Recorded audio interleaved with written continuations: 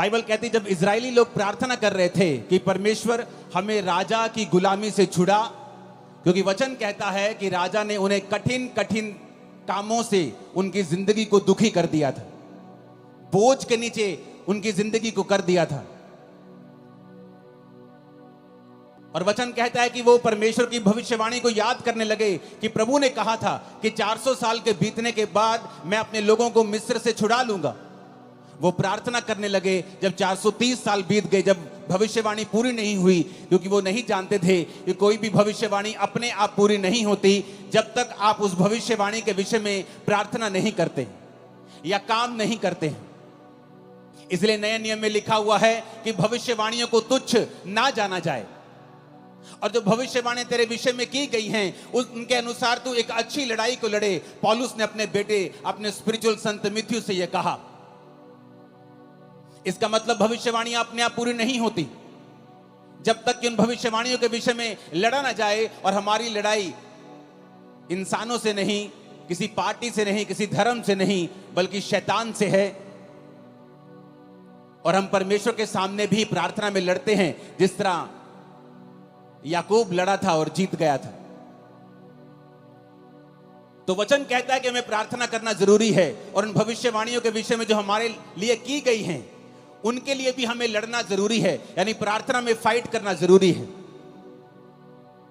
तो वचन कहता है कि जब वो फंस गए वहां पर, उन्होंने प्रार्थना करनी शुरू की। जब उन्होंने प्रार्थना करनी शुरू की तो परमेश्वर ने अपने दास को भेजा, उन्होंने मूसा को भेजा। और बाइबल कहती है मूसा के वचनों के ऊपर जिन्होंने मन लगाया और यह विश्वास किया कि मूसा अपने आप से नहीं आया है, मूसा परमेश्वर की ओर से आया है, और जो परमेश्वर की ओर से यह वचन कहेगा हम उस वचन के ऊपर यकीन करेंगे और हमारी जिंदगी सेम नहीं रहेगी और हम गुलामी से छुड़ाए जाएंगे। वो गुलामी चाहे बीमारी की हो, वो गुलामी चाहे शैतान की हो, वो गुलामी चाहे मानसिक हो, डिप्रेशन की हो, वो गुलामी किसी भी तरह की हो सकती है आपकी लाइफ में।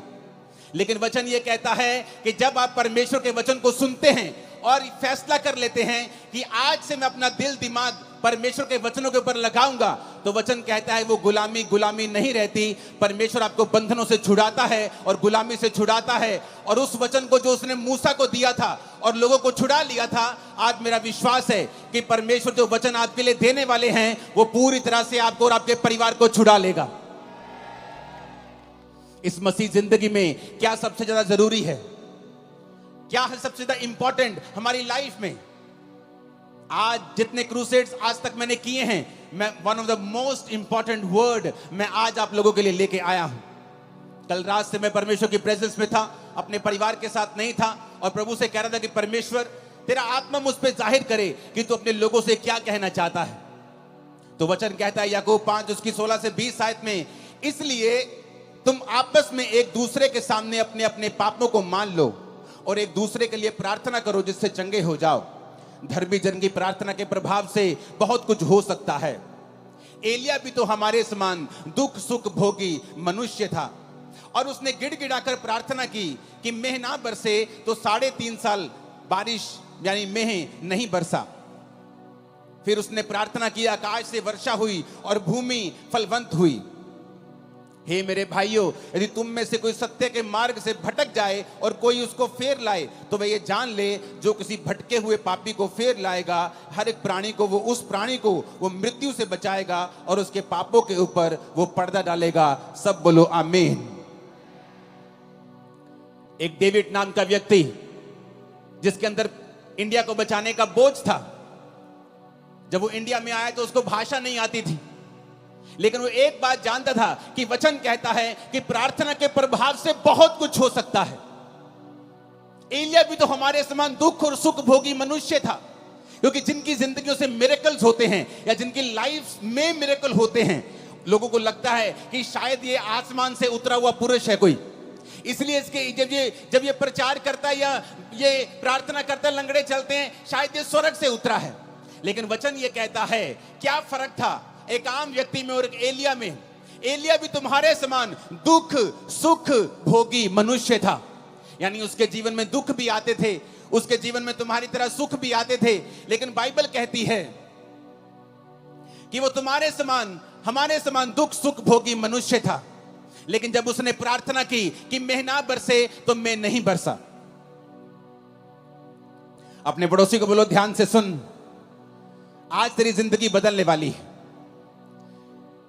जब वो परमेश्वर का दास डेविड इंडिया में आया, उसे भाषा नहीं आती थी। उसने कहा कोई बात नहीं, अगर मुझे भाषा नहीं आती तो परमेश्वर तो मेरी प्रार्थना को सुन सकता है। वो कबीले में गया जहां लोग उसके खिलाफ हो गए।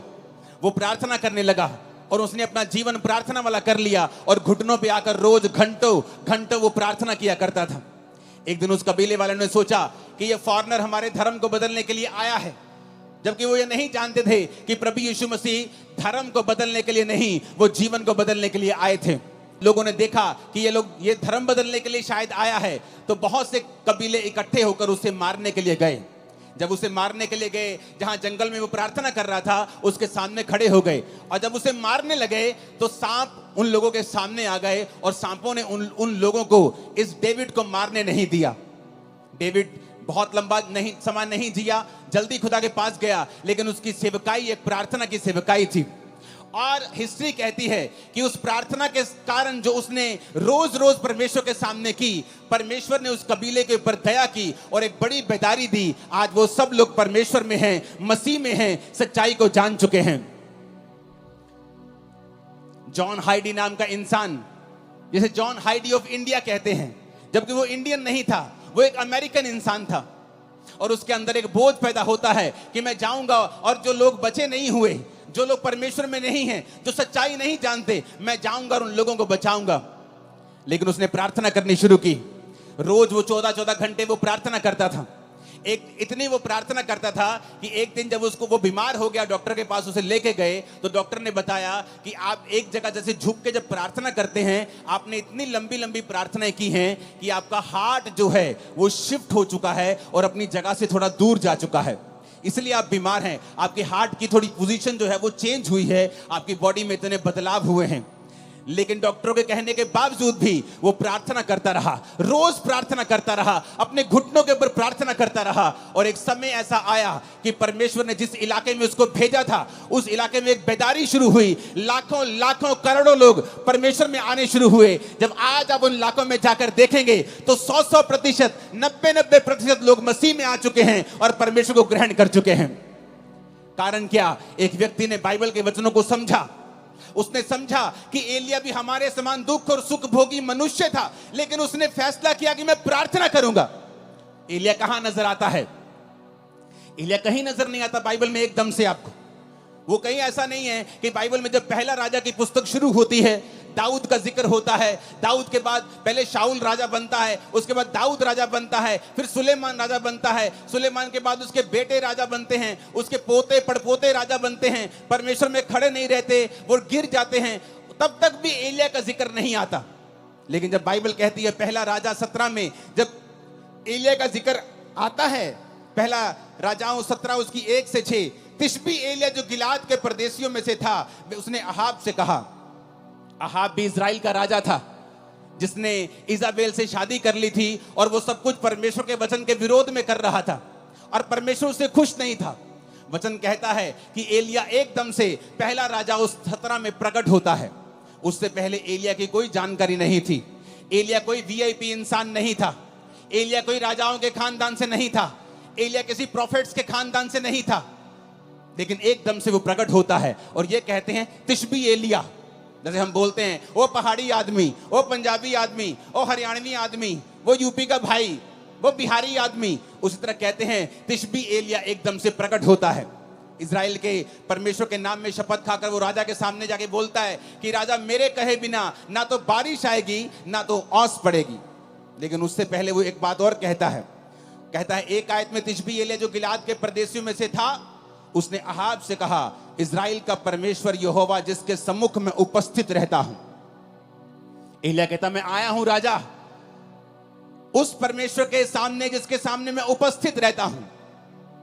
ऐसा जन जिसके कहने से आसमान बारिश देना बंद कर गया 3.5 साल। एक ऐसा पुरुष जिसने प्रार्थना की और आसमान खुल गया फिर 3.5 साल बाद। वो पुरुष जो कोई वीआईपी नहीं था, किसी राजाओं के खानदान से नहीं था, किसी प्रॉफिट से खानदान से नहीं था, एक आम आदमी। एकदम से पहला राजाओं 17 में उसका जिक्र होता है कि तिशबी एलिया नाम का एक पर्सन सीधा राजा के सामने जाके हियाव के साथ हौसले के साथ खड़ा होता है और कहता है, राजा उस परमेश्वर की शपथ जिसके सामने मैं उपस्थित रहता हूं। आज कौन लोग बंधनों में हैं? कौन लोग गरीबी के बंधन में हैं, बीमारियों के बंधन में हैं? कौन लोग हैं जिनको शैतान सताता है? ये वो लोग हैं जो परमेश्वर के सामने घुटनों को नहीं टेकते हैं, जो एक दिन तो प्रार्थना करते हैं, दूसरे दिन प्रार्थना करना छोड़ देते हैं, जो एक दिन तो चर्च जाते हैं, उसके बाद दूसरे संडे छुट्टी कर लेते हैं, जिनको ये नहीं मालूम कि आपके पास एक पावरफुल हथियार है, प्रार्थना करने का हथियार। आपके पास अधिकार है, आपके प्रार्थना के प्रभाव से बाइबल कहती है बहुत कुछ हो सकता है। लेकिन आज शैतान ने विश्वासियों को भटका दिया है। आपका फोन आपकी प्रार्थना का स्थान ले चुका है। आपका व्हाट्सएप, आपकी फेसबुक और इंस्टाग्राम आपकी प्रार्थना का स्थान ले चुका है। जब भी आप प्रार्थना करने के लिए बैठते हैं, आपको काम याद आता है, आपको व्हाट्सएप याद आता है, आपकी मम्मी आपको कॉल करने लगती है, आपकी बेटी आपको तंग करने लगती है, क्योंकि शैतान नहीं चाहता आप प्रार्थना करें। तिशबी एलिया, बाइबल कहती है, एक आम इंसान था। आप सोचते हैं मैं एक आम इंसान हूं, मैं कैसे अपनी जिंदगी को बदल सकता हूं? मेरा परदादा भी गरीब था, मेरा दादा भी गरीब था, मेरा बाप भी दिहाड़ी करता था, मैं भी गरीब हूं, तो परमेश्वर मुझे कैसे, हमारे परिवार में इतने सालों से चल रहा, कैसे बदल सकता है? लेकिन वचन कहता है एलिया भी तुम्हारे समान दुख और सुख भोगी मनुष्य था, लेकिन जब उसने प्रार्थना की बेना बरसे तो मैं नहीं बरसा, जब उसने प्रार्थना की मैं बरसे तो मैं बरसा। ऊंची आवाज में बोलो हालेलुया। हम प्रार्थना के महत्व को समझते हैं। एक पास्टर प्रार्थना कर रहा था और काम कर रहा था।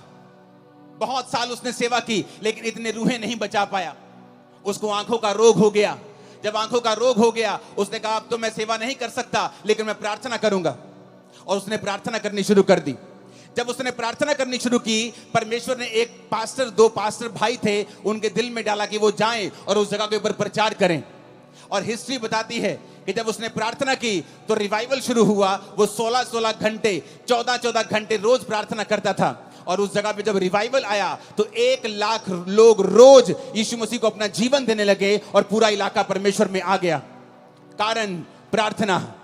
कारण ये नहीं था कि वो दुनिया के बेस्ट बाइबल स्कूल में पढ़े थे या वो दुनिया के सबसे ऊंची यूनिवर्सिटी में पढ़े थे। उन्होंने बाइबल के वचन को समझ लिया था कि जब तू प्रार्थना करेगा मैं रास्तों को खोलूंगा, मांगो तो दिया जाएगा। उन्होंने समझ लिया था कि अगर मेरी जिंदगी में जो कुछ नहीं है, इसका कारण यह है कि हमने प्रार्थना नहीं की।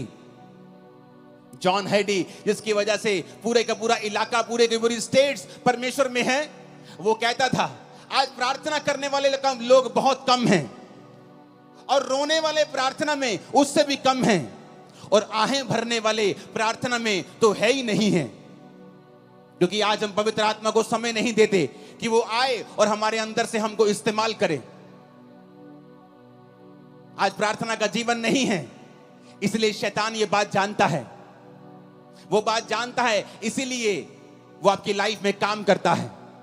लेकिन वचन ये कहता है अगर आप इस प्रार्थना की पावर को समझ जाएंगे, अगर आप समझ जाएंगे आपके पास एक अधिकार है और आप परमेश्वर से प्रार्थना कर सकते हैं, जब तक वो उत्तर ना दे तब तक प्रार्थना कर सकते हैं, आपकी लाइफ कभी भी सेम नहीं रहेगी।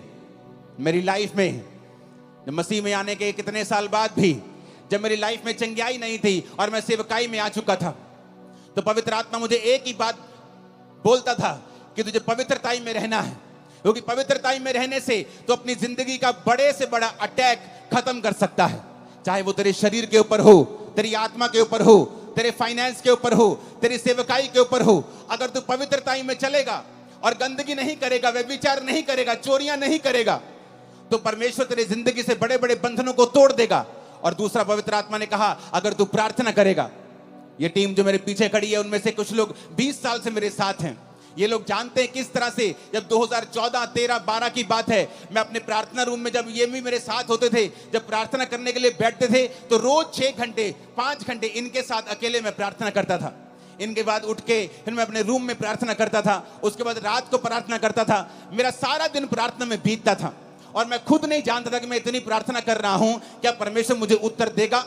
लेकिन वचन कहता है उसमें की गई मेहनत कभी व्यर्थ नहीं जाती। वो आपकी प्रार्थनाओं को सुनता है। जो प्रार्थना आपने 10 साल पहले भी की हैं, प्रभु उनको भी सुनता है। और वचन कहता है कि वो अपने खोजने वालों को प्रतिफल देता है।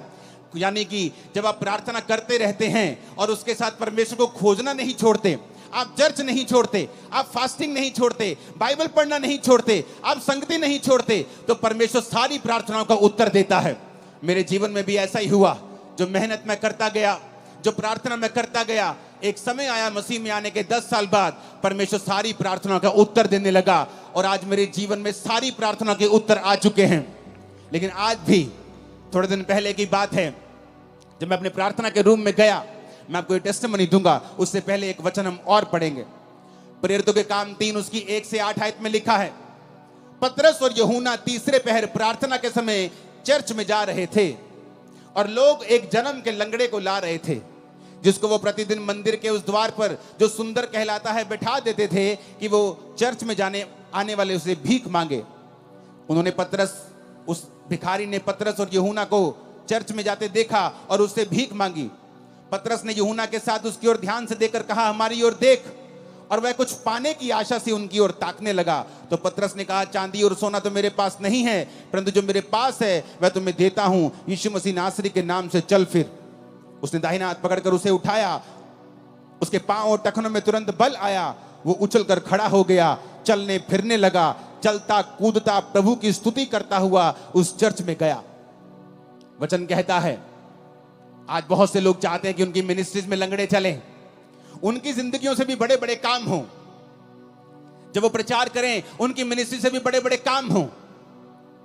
लेकिन अगर आप ध्यान से बाइबल पढ़ेंगे तो पतरस और यूहन्ना उस समय लंगड़ा चलाने के लिए या हीलिंग करने के लिए चर्च में नहीं आ रहे थे।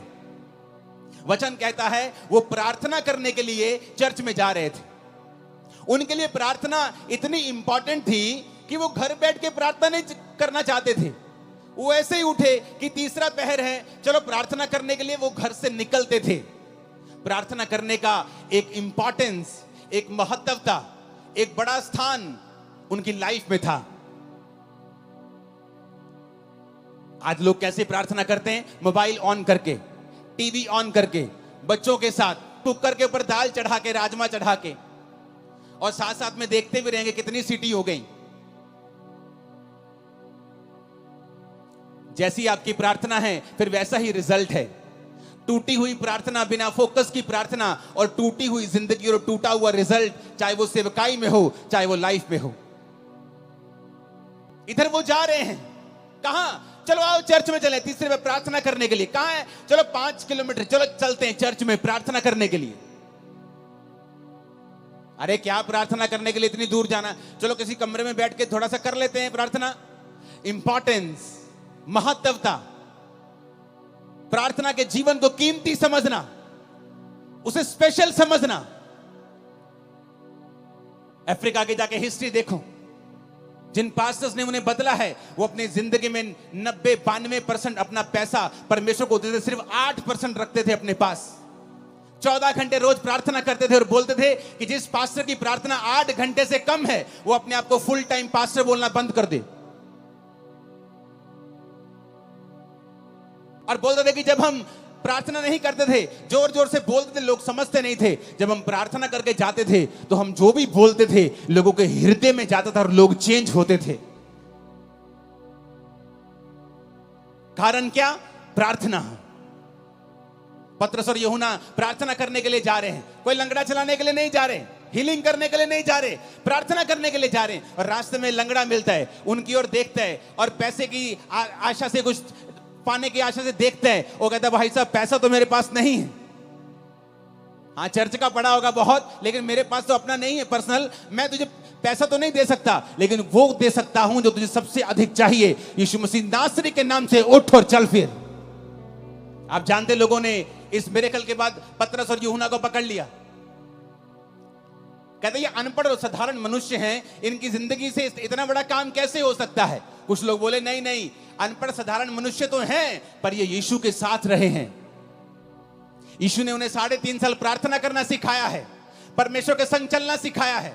और वचन कहता है कि जब वो प्रार्थना करने के लिए चर्च में जा रहे थे तो रास्ते में लंगड़ा चलाया गया। इतना बड़ा मिरेकल हुआ कि पूरा स्थान चेंज हो गया। यरूशलेम में परमेश्वर के नाम का डंका बजने लगा। कारण प्रार्थना। ऊंची आवाज से बोलो प्रार्थना। नहीं, ऊंची आवाज में, सबसे ऊंचा बोलो प्रार्थना। प्रेरितों के काम 16 उसकी 13 से 15 आयत में लिखा है, सब्त के दिन हम नगर के फाटक के बाहर नदी के किनारे ये समझकर गए कि वहां प्रार्थना करने का स्थान होगा, और वहां बैठकर उन स्त्रियों से जो इकट्ठी हुई थी बातें करने लगे। लुदिया नामक थुआतीरा नगर की एक बैंगनी वस्त्र बेचने वाली एक भक्त स्त्री सुन रही थी और प्रभु ने उसका मन खोला कि पौलुस की बातों पर वो मन लगाए। उसने अपने घराने समेत उससे बपतिस्मा लिया और विनती की, यदि तुम मुझे प्रभु की विश्वासनी समझते हो तो चलकर मेरे घर में रहो, और वह उन्हें मना कर ले गई। अब यहां पर क्या होता है? यहां पर पौलुस नगर के फाटक के बाहर इसलिए जा रहा है। पुराने टाइम में नगर में फाटक होते थे, शहर बनाई होती थी या फाटक होते थे, तो वो फाटक के बाहर जाना चाहता था, नगर के बाहर, ताकि वो वहां पर प्रार्थना कर सके।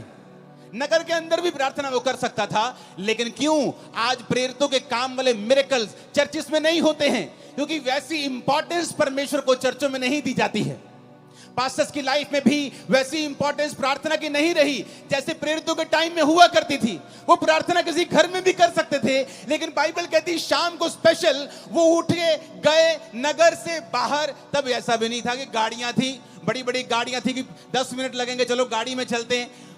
चल के जाते थे, गधों पे जाते थे, घोड़ों पे जाते थे लोग। तो वचन कहता है कि वो नगर के फाटक के बाहर नदी के किनारे ये समझ के गए कि यहां कोई प्रार्थना करने का स्थान होगा। आओ हम कहीं अकेले एकांत में, जहां कोई हमें देखे ना, हम बैठकर परमेश्वर के सामने प्रार्थना कर सकें।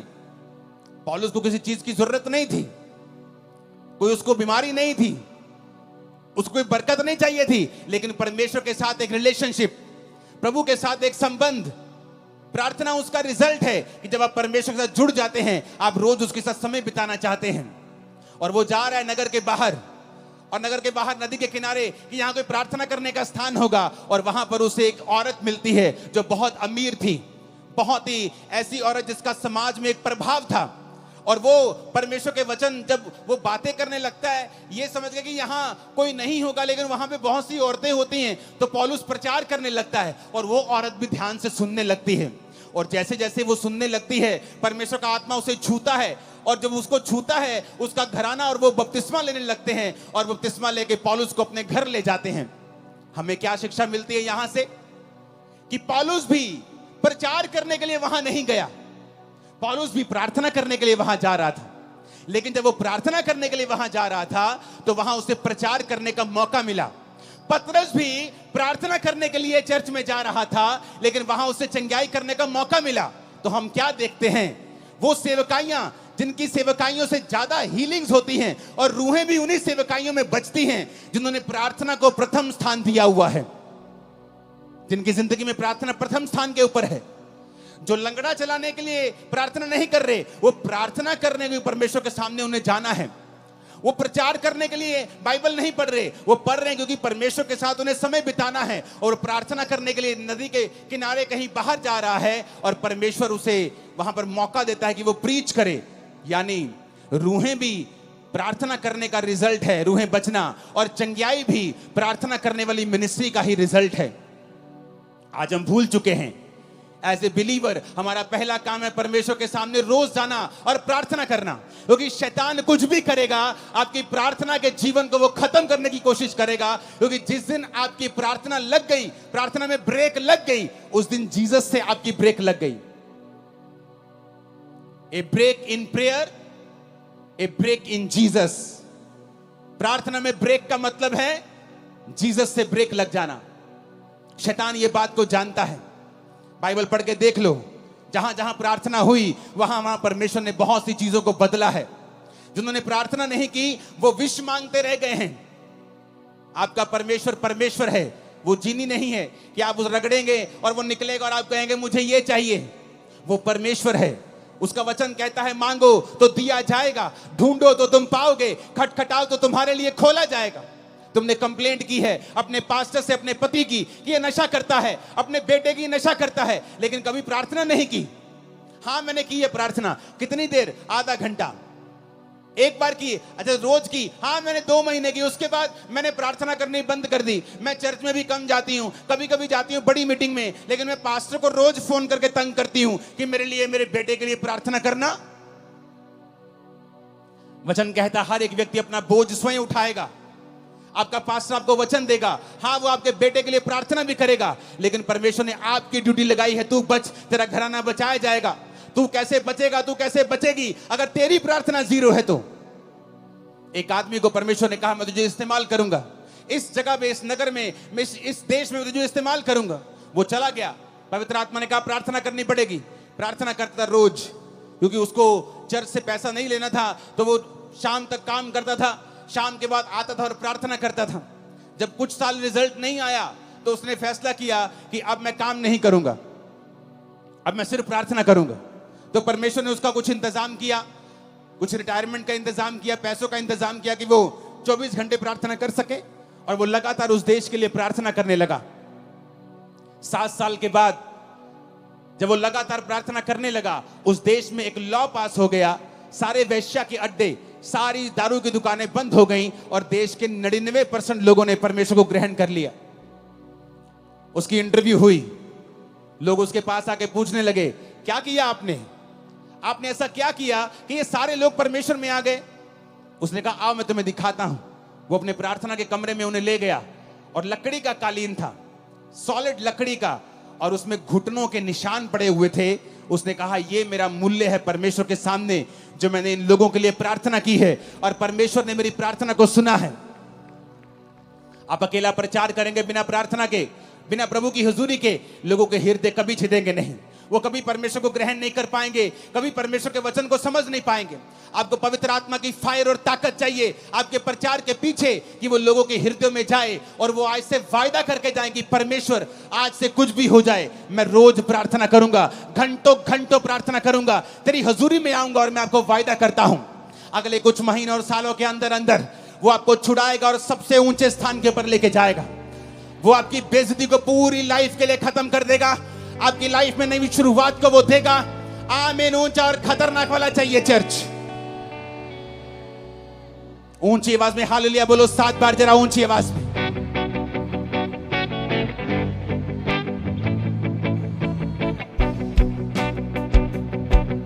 Hallelujah, hallelujah.